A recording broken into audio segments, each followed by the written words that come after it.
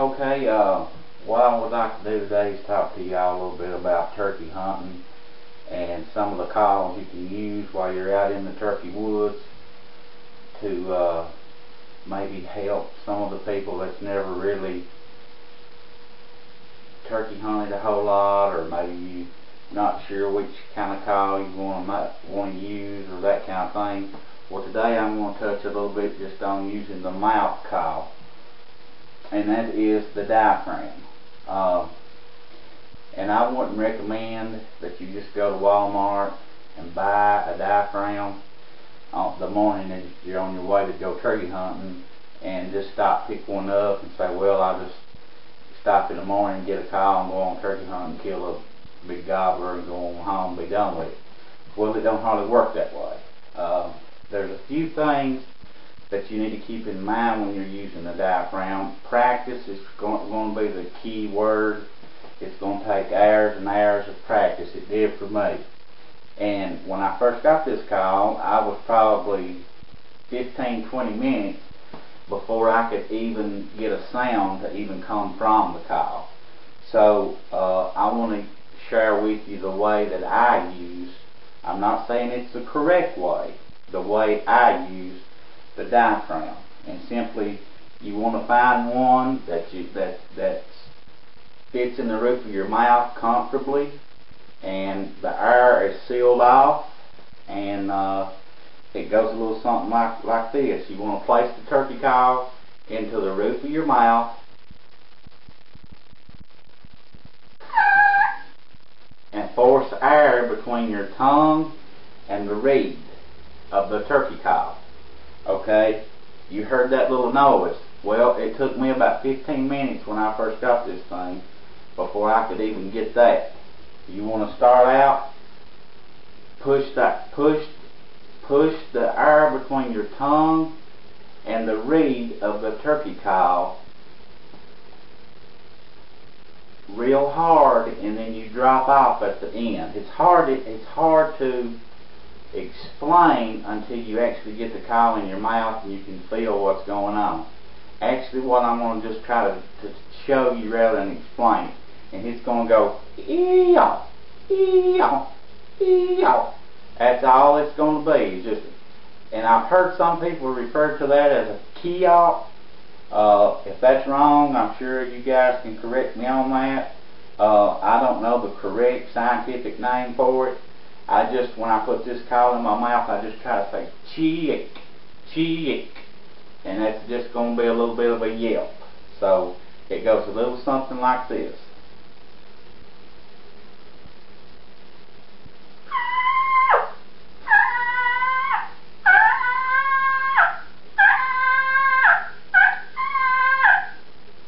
And as you can tell, I'm no professional, but it does take a whole lot of practice. And as you get more practice, you will get better with it. And there's going to be 3 basic calls that you need to get down in order to kill a turkey. And the call I use probably more than any of them in the woods is going to be probably the yelp or the cluck. Those are probably my 2 favorite calls. And they sound a little something like this.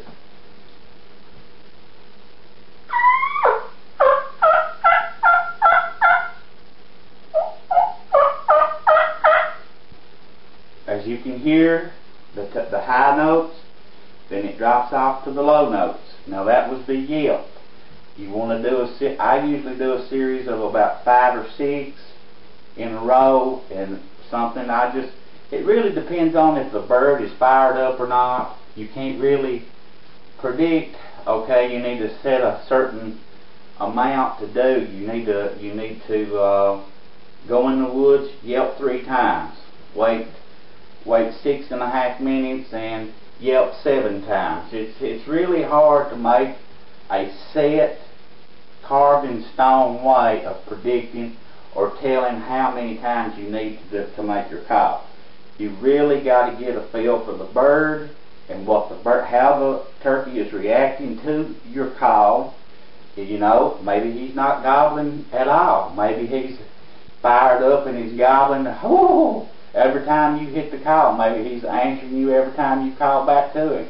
You know, personally, if that's the case, I won't do a lot of calling. If that turkey's, every time I call, if he's gobbling every time that I hit my call, he's answering me right back, well, just keep in mind, every time that turkey gobbles, the chances of a hen getting to that gobbler before he can get to you, your chances get less and less and less of seeing him every time he gobbles, because there'll be a hen come through there and take him away. But the other call that I like to use when I'm in the woods is the cluck, and it's just a little series of just a little short note. I've heard some people, I've read where some people say the word chock, chock, and if you're going to do a yelp, they say chick. Just any kind of little tip like that to remember to help you how to keep your calls, you know, what's what. I know it gets confusing when you're first starting out, but once you get in the woods and get to hear into what nature, the way the hens actually do react in the woods, it gets a lot easier. But the cluck will be just a little short note, and it goes like this.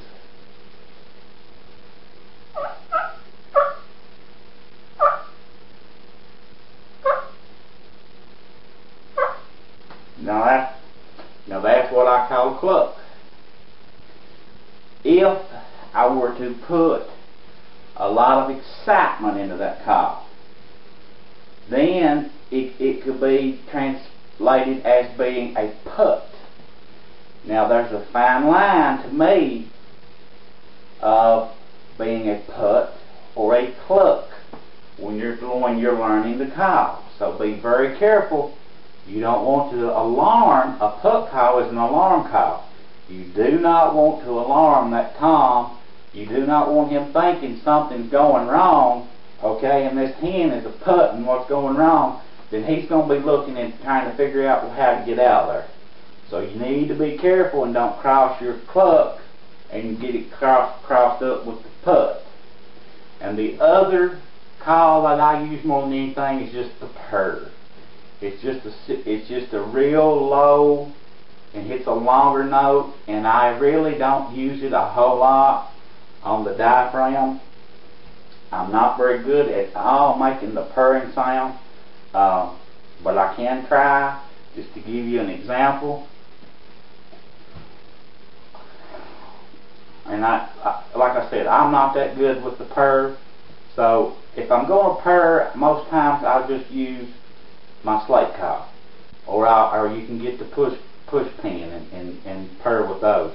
On the diaphragm, I'm not good with the diaphragm. I just wanted to do this video just maybe to help somebody out there that might be having some trouble with some things. And what you got to do, you got to put all your calls together as a series of turkey language. And then when you can speak the whole language, as Primo say, then you can get out and kill birds on a regular basis. So just remember, you got your yelp,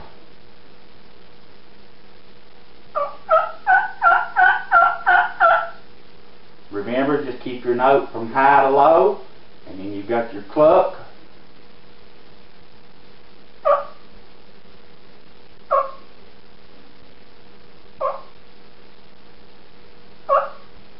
and then you got your purr.